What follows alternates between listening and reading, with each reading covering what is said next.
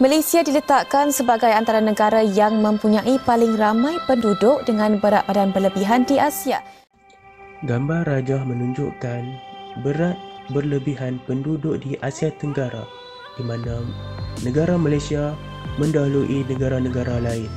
Ini adalah situasi yang amat membimbangkan kepada negara kita. Assalamualaikum warahmatullahi wabarakatuh dan salam sejahtera. Terlebih dahulu saya ingin mengucapkan ribuan terima kasih kepada pensyarah saya iaitu Encik Muhammad Faiz bin Bakar. Saya Esa Farhan bin Ibrahim, pemegang kad matrik D2019-1088-187 dari ISMP Sains Pertanian Fakulti Teknikal dan Vokasional. Pada hari ini kita akan membincangkan topik obesiti di Malaysia. Bila kita bercakap tentang obesiti, kita tidak terlepas daripada mengkaitkannya dengan susuk tubuh badan manusia yang bertubuh gempal dan besar. Maksud obesiti di sini adalah keadaan di mana seseorang memiliki lebihan lemak di dalam badan sehingga boleh mendatangkan kesan buruk kepada kesihatan. Ramai yang menganggap tiada gunanya menurunkan berat badan hanya kerana percaya ini penyakit keturunan dan ini memang genetik saya. Sebenarnya ia tidak benar. Walaupun ada kes-kes tertentu yang mendorong seseorang mengalami obesiti disebabkan genetik, namun tidak ada sebab untuk menyalahkan sejarah ahli keluarga yang ada badan gemuk berlebihan. Hakikatnya, obesiti atau gemuk berlebihan ini bukanlah keadaan yang kita dapat elakkan. Ianya berlaku kepada semua orang tanpa mengira bangsa dan warna kulit. Malahan, kanak-kanak juga mengalaminya. Laporan terkini menunjukkan bahawa obesiti adalah satu penyakit yang merenggut hampir 600 juta nyawa di seluruh dunia. Ini adalah statistik peratus obesiti di dalam negara Malaysia, di mana di tangga pertama mendahului wilayah Persekutuan Putrajaya dengan 43%, yang kedua Melaka 36% dan seterusnya. Situasi tentang obesiti di Malaysia pula agak menakutkan dan membimbangkan pada masa ini. Menurut Kementerian Kesihatan Malaysia, hampir 8.5 juta rakyat Malaysia memiliki berat badan berlebihan, manakala lebih kurang 4 juta orang pula mengalami masalah berat badan melampau atau obes. Ini pula adalah gambar raja klasifikasi obesiti daripada WHO, di mana berat berlebihan ialah BMI melebihi 25. Berikut adalah beberapa contoh penyakit yang berlaku di dalam golongan obesiti. Antaranya, yang pertama, tekanan darah tinggi. Yang kedua, kolesterol tinggi. Yang ketiga, penyakit jantung. Keempat, diabetes. Dan yang terakhir, strok.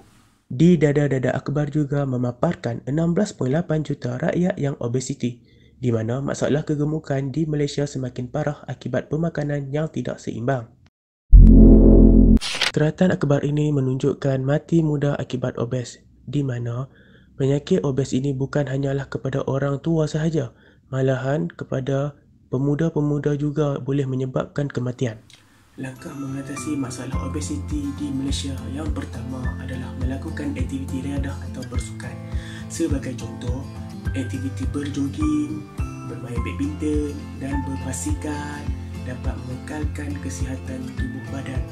Kesannya seseorang itu dapat hidup dengan sihat sejahtera kerana terhindar daripada pelbagai penyakit. Aktiviti berjoging sekurang-kurangnya 30 minit sudah mencukupi. Hasil kajian yang sahih lagi tepat yang dikeluarkan oleh Kementerian Kesihatan Malaysia iaitu KKM pada tahun 2008 telah menunjukkan bahawa kesihatan orang yang sentiasa bersukan lebih baik daripada orang yang tidak bersukan.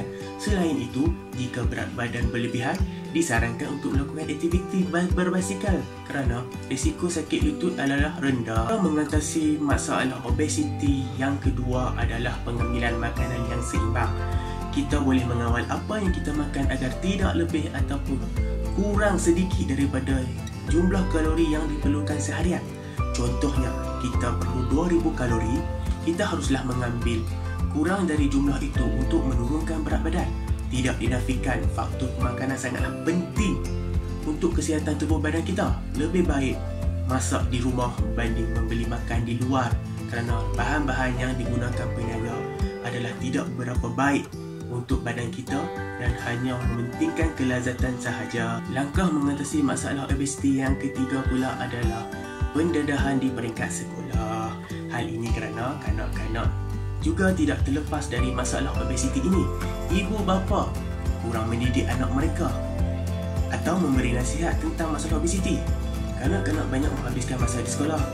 Sekiranya ada program kesihatan yang dapat memberikan pendedahan tentang bahayanya obesiti, ini sangat-sangatlah membantu.